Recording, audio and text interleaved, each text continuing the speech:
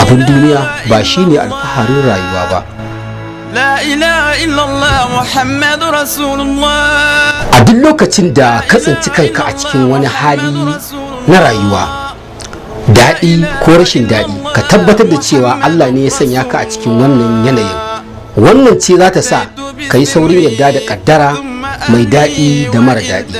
Babu abin da wani bawa zai iya wani bawa face abin da Allah ya rubuta masa.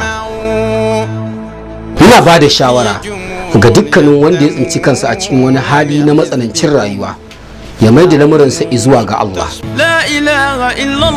Yayin da ya mai da lamuransa izuwa ga Allah, to a nan ne zai ga taimakon Allah a tattare da shi. Babu abin da wani bawa zai iya yi maka. Bawa ba zai iya cutar da kai ba, haka kuma ba zai iya amfani da kai ba. Komai ka gani daga Allah ne, silama Allah ne yake yin ta. Kada kai fushi, ka zama mai tausayi, ka zama mai ƙoƙarin taimakawa al'ummarka. Abin duniya ba shi ne alamun samun nasarar rayuwa ba.